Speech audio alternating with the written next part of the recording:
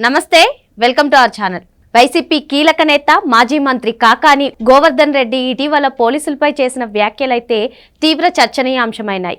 మరి ఇదే అంశంపై ఆయనపై కేసు నమోదు జరిగినట్లు తెలుస్తుంది. దీనిపై పూర్తిగా విశ్లేషించడానికి మనతో పాటుగా ఉన్నారు ప్రముఖ రాజకీయ విశ్లేషకులు మధుసూదన్ రెడ్డి గారు.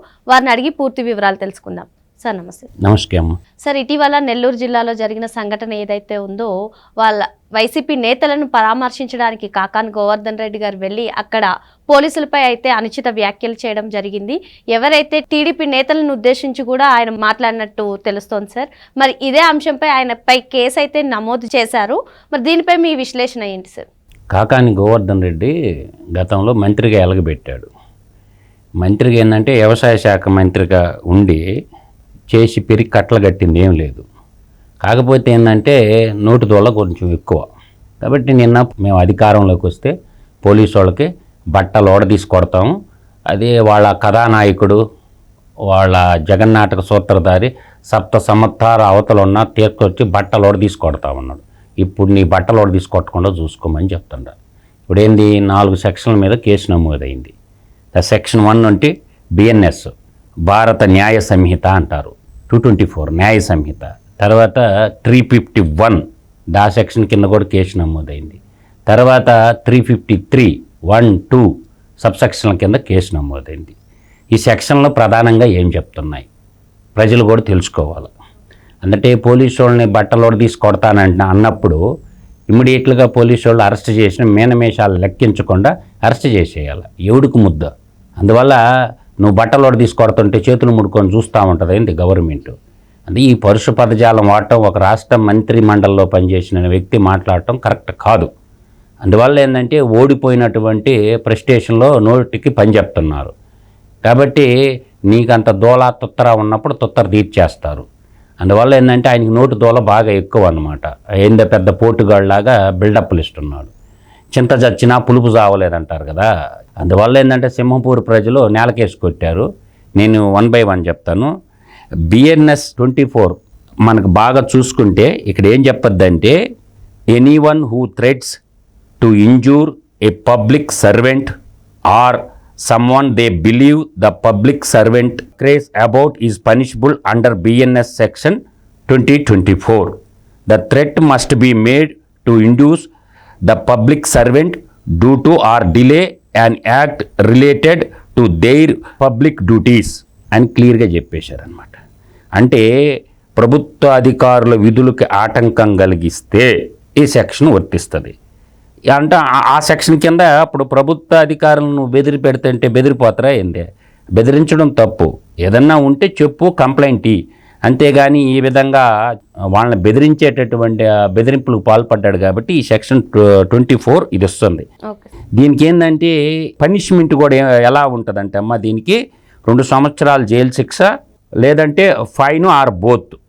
2 సంవత్సరాల జైలు శిక్ష అయిన వేయచ్చు జడ్జి గారు, పనిష్మెంట్ బోత్, ఈ 2 ఉంటాయి అన్నమాట.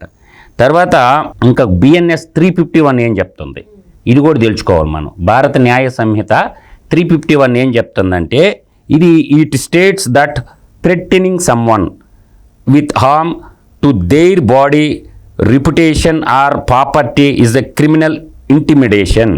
అంటే దీని అర్థం మనకేం చెప్తుంది, థ్రెటనింగ్ ఇవ్వటం అంటే బెదిరించడం, నిన్ను చంపేస్తాం కొడతాం అని బెదిరించడం కాదు. ఇప్పుడు ఆఫీసర్స్ని ఆ విధంగా బెదిరించింది కదా, అందువల్ల చెప్పి 351 తీసుకున్నారనమాట. తర్వాత it also state that threatening to harm to the reputation of decrease person is criminal intimation. అందువల్ల ఏంటంటే ఈ థ్రెటనింగ్ ఇవ్వడం అనమాట దీని కింద పెట్టారు. దీని కింద పెట్టినప్పుడు ఏమవుద్దంటే ఖచ్చితంగా దీనికి కూడా పనిష్మెంటు 3 సంవత్సరాలు, దీనికి జైలు శిక్ష ఉంది, ఫైన్ ఉంది. అందువల్ల ఏంటంటే ఇది బెయిల్బుల్లా నాన్ బెయిల్బుల్లా అంటే జడ్జి విచక్షణ అధికారం మీద ఆధారపడి ఉంది.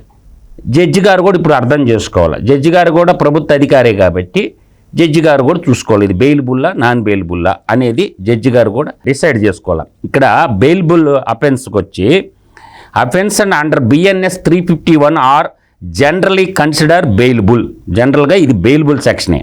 However the specification circumstance of the case on influence bail decisions అంటే ఆ కేసుకున్నటువంటి లోతుపాట్లను బట్టి జడ్జి గారు నిర్ణయం తీసుకుంటారనమాట. అయితే ఇంకొక సెక్షన్ పెట్టారు, సెక్షన్ 353, చాలా కీలకమైనటువంటి సెక్షన్ అనమాట. ఈ సెక్షన్ ఏంటంటే మనకేం చెప్తుంది, statement that incitive violence, spread false information or cause fear of alarm, statement that cause mutiny or disregard of duty by member of the Indian military అన్నారనమాట. అంటే ఒక రకంగా ఏంటంటే మిలిటరీ వాళ్ళ డ్యూటీస్కి వ్యతిరేకంగా దేశానికి అంతర్గత రక్షకులు ఎవరు, పోలీసు వాళ్ళు. శాంతి భద్రతలు అంతర్గతంగా కాపాడాల్సింది పోలీస్ డిపార్ట్మెంట్ కాబట్టి దేశ సరిహద్దుల్లో కాపలాగాసే మిలిటరీ వాళ్ళకి వర్తించేటటువంటి సెక్షను ఇది వర్తిస్తుంది అన్నమాట. దీంట్లో ఇంకొకటి ఉంది, ఈ స్టేట్మెంట్లో కూడా బాగా తీసుకుంటే incite of class of community or offenses against another class of community అన్నారు. దీంట్లో మేజర్గా చెప్పుకోవాల్సింది ఏంటంటే ఒకటి ఉంది, statement that create or spread హేటెడ్ enmity or hostility between religious, రెండు మతాల మధ్య. తర్వాత లింగ్విస్టిక్, ఈ లింగ్విస్టిక్ అనేది బాగా గుర్తుపడు, రెండు భాషల మధ్య. లింగ్విస్టిక్ స్టేట్స్ అంటే భాషలు, ఇప్పుడు తమిళనాడు, కన్నడ, తర్వాత తెలుగు ఉంటుంది కదా, భాషల మధ్య. రిలీజియన్ గ్రూప్స్ మధ్య ఈ తగాదాలు పెట్టకూడదు. అంటే మత గ్రూపుల మధ్య. ఇక్కడ ఏంటంటే రెండు పార్టీ వైషమ్యాల మధ్య. తర్వాత లింగ్విస్టిక్ అంటే భాషల మధ్య. ఇటువంటి దానికి ప్రోత్సహించింది కాబట్టి ఈ 353 ఇచ్చారు. అందువల్ల ఏంటంటే ఈ సెక్షన్లన్నిటి కింద ఇది 7 సంవత్సరాలు దాకా ఉంటుంది అన్నమాట. దీంట్లో సబ్సెక్షన్ 1 ఉంది, సబ్సెక్షన్ 2 ఉందన్నమాట. అందువల్ల ఏంటంటే చట్టం తన పని తాను చేసుకోబోద్ది. నోరు ఉంది కదని చెప్పి ఏదంటే అది మాట్లాడితే నువ్వేం ఈరుడు కావు, ఇది ప్రజాస్వామ్యం, 5 సంవత్సరాల తర్వాత మేము వస్తామని కలలు కంటారు. ఆ కలలుగానే మిగిలిపోతే మీరు వచ్చేది లేదు, సచ్చేది లేదు. త్వరలో మీ నాయకుడే జైలుకు పోబోతున్నాడు. అందువల్ల ఏంటంటే నోటి దూల తగ్గించుకొని కొంచెం పద్ధతిగా మాట్లాడటం, సంస్కారవంతంగా మాట్లాడటం. మినిస్టర్ హోదాలో ఉన్నాడు, జిల్లాకు అధ్యక్షుడిగా ఉన్నాడు పార్టీకి. మాట్లాడేటటువంటి భాష చాలా జుగుత్సాపకరంగా ఉంది. కాబట్టి పోలీసు వాళ్ళకే బట్టలోడు తీసి కొడతానంటే వాడు బట్టలోడు తీసి అంకుశం సినిమాలో కొడతాడు కదా రాజశేఖర్ రామిరెడ్డిని, అట్ట కొడితే రెండో వాడు మాట్లాడకుండా ఉంటాడు. అంకుశం సినిమా చూపించండి, కావు కావుమని కాకాని అరిస్తున్నంత మాట అరుపులకు భయపడేటాడు ఎవడూ లేడు. కాబట్టి తక్షణం పోలీసు వాళ్ళు అంకుశం సినిమా చూపించండి. అంకుశం సినిమాలో రామిరెడ్డికి చూపించండి కదా రాజశేఖర్ పోలీసు వాడు పవర్ ఏంటో. అట్లా ఈ కాకాన గోవర్ధన్ రెడ్డి కావు కేకలు పెట్టేటట్టు ఒంటి మీద బట్టలు తీసి తరిం కొట్టండి పోలీసు వాళ్ళు. మీకే రక్షణ లేకపోతే సామాన్య ప్రజలకు రక్షణ ఎలా కల్పిస్తారమ్మా? పోలీసు వాళ్ళు బట్టలు తీసేయని కొడతండి అంత పెద్ద పుడింగా. కాబట్టి తక్షణం హోమ్ మినిస్టర్ కానీ రాష్ట్ర డీజీపీ కానీ కాకాన గోవర్ధన్ రెడ్డి మీద తక్షణం యాక్షన్ తీసుకోవాలనేది నా యొక్క డిమాండ్. మరో అంశంతో మళ్ళీ కలుద్దాం. Thank you sir. నమస్కారం.